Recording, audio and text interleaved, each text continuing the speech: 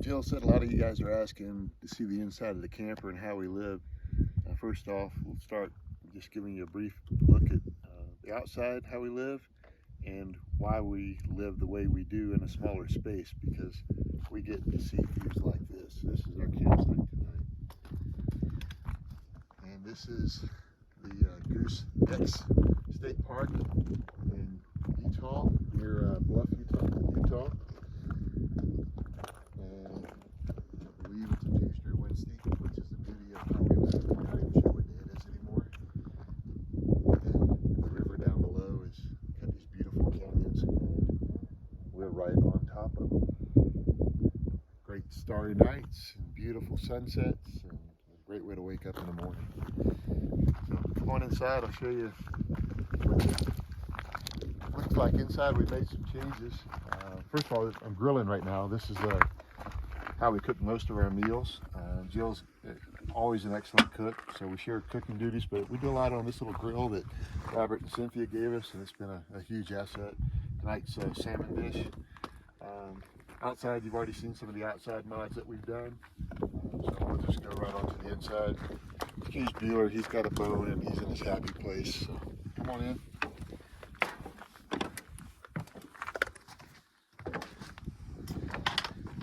Usually when we come in, when we come inside, usually I hang my, we've done a lot of little things, just make things better for the way we live.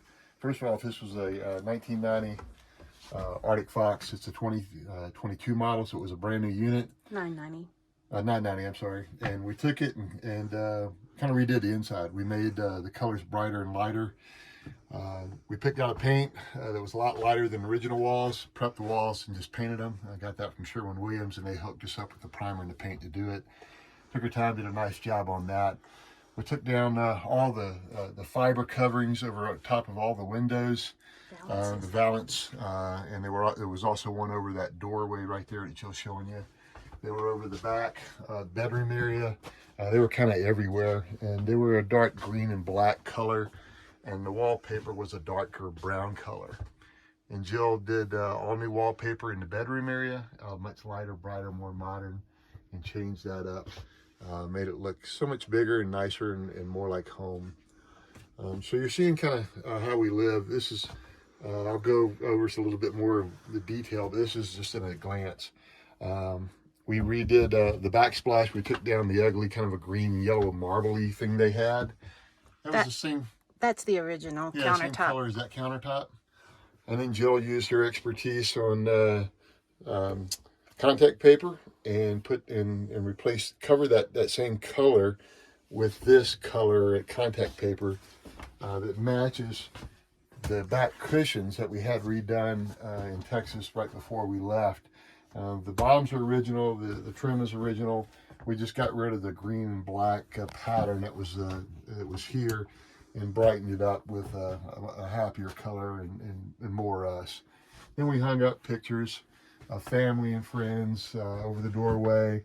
Jill put some little custom lighting up at night. That surprisingly, we haven't killed the batteries yet on this thing. Little LED lights, pictures on the wall. When I first come in, kind of how we live, I throw my keys here on the bottom. Usually a hat and sunglasses go on this rack. I added a little tray in the back for things like electronics, GoPro, remote controls, anything small that we want to throw back in there. It came with a little back tray, and that gives us some storage, but you just never can have enough storage in a truck camper, so we did that. We picked up at an antique shop. It's just a old leather bag, and we use it to hold our silverware. And if you want to go to a picnic table, you can throw your paper towels, your ketchup, condiments, a couple of cold beverages, and just carry it all to the picnic table. It's like a one-stop.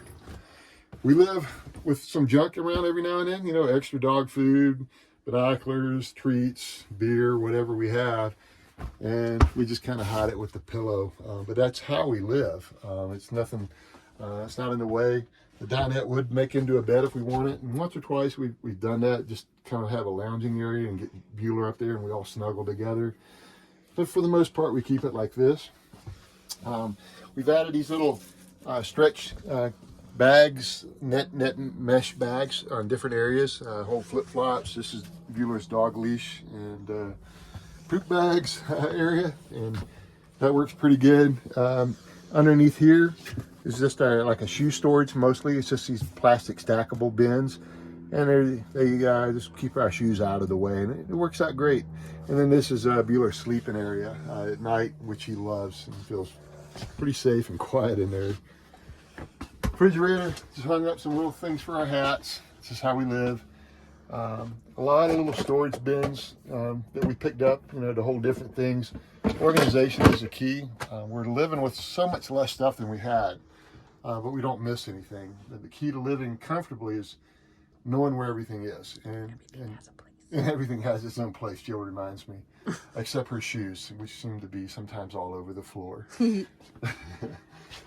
Cutting board usually just stacks there when we're not traveling, but it does double as a sink cover or as a cutting board if we want it. I think you've already seen probably her spice rack and our grocery list up here, and olive oil we keep in a water bottle, and she's got these at IKEA. A lot of people love this knife area, and it came built with that, so that was nice. The oven is just a flip top 3-burner. Stovetop, propane, which we have a ton of propane. We have 2 huge propane tanks. We have an oven in there that she's got a pizza stone that helps distribute the heat. Yeah, it's been very helpful. A little cubby here. Everybody hates on the 990 because they can't figure out what to do with it. But we bought these at the Container Store, and they hold our coffee and our dog treats. That works out nice. Microwave. Sometimes we keep, our vacuum sealer, which we use all the time still. And a bag of chips or noodles and stuff like that are lightweight up in the microwave area when not in use. Countertops, the cabinets. We found out that through a recommendation through another website or YouTube a couple called Stony Boot, that these are great stackable pots and pans. They've got these quick attachment points that are interchangeable. You just set them on there and just squeeze, and you're locked on, and then just to release them and you can change them. Couple of handles fit all the pots and pans. Keep them stacked nice and neat without having to worry about these long handles everywhere. Coffee pot, all her Tupperware, and Jill bought these reusable and collapsible things that she loves. We've got all different size, and collapsible bowls. They work great. Coffee cups, our bowls, and then behind all this junk, and it seems like it's kind of junky, but it's very organized really, is all these containers, and they're stacked up 2 and 3 high: cereal, crackers, rice, grits, things like that, sugar, and it's kind of a and then Jill's one major appliance that she carries for making smoothies, which she does from time to time.